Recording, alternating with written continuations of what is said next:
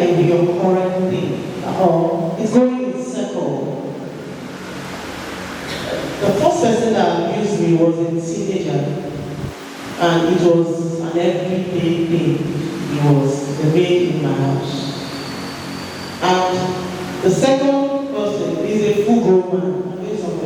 A full-grown man that was known to be a molester, as in molest houseboy, housemaid, Megan's daughter, and Megan can't do anything. So he was a known molester, and I didn't know. So when you check, over the years, as I've grown and I pondered on this, I came to understand that this boy that abused me when I was small must have been abused. Because who taught him?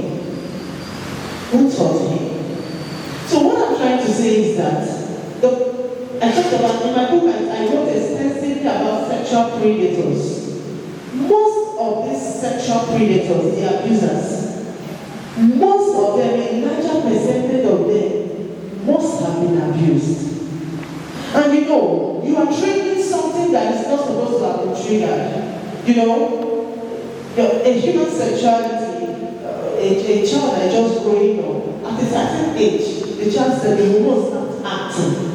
But when you involve that child into sexual intercourse before the right time, the child will be early exposed to things the child should not be early exposed to. So this is what happens in the life of most sexual predators. They become, all of a sudden, they find out that they're sexually active and they cannot help it. Because sometimes they grow to like, some of them, I don't like this, I don't like this. Some of them feel this report, but some of them at a point I will not fail to mention that some abuse victims enjoy it and want to continue. Because I always say that this thing, the hand of the devil is big in it. So some of them, because they cannot control it, they want to get from Tom, from Dick, from Harry. And if we continue that way, they'll be doing it hiddenly. They continue that way, and it goes wild from there. So a child, a molester, could have been someone that was molested in the past, that did not manage his or her own sexuality. He continued on, she continued, grew up that way, and here he or she is a monster. Thank you so much. Statistics shows that majorly a girl's first sexual experience is from close family members, and parents cover it up.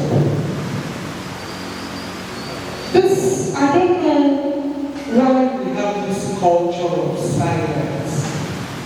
Even in this age, when children are exposed to so much information through AI, as they have been educating us, yet in the homes, how do we break this culture of silence, where the child has been molested, keep quiet, just like she said, where in most homes today, sex education is still a taboo subject.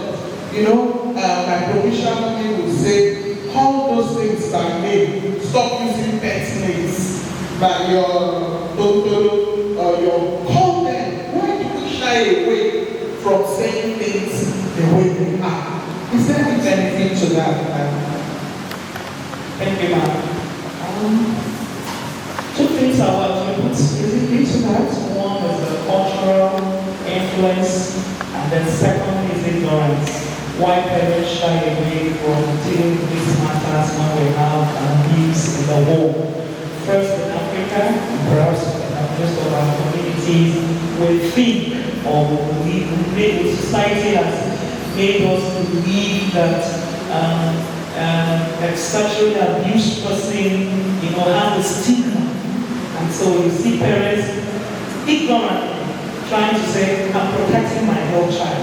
I don't want her image to be messed up in the public. Who will marry her tomorrow if this goes out? So some parents who do this do it out of love, mistaken love. In fact, I have one case that close to a month now.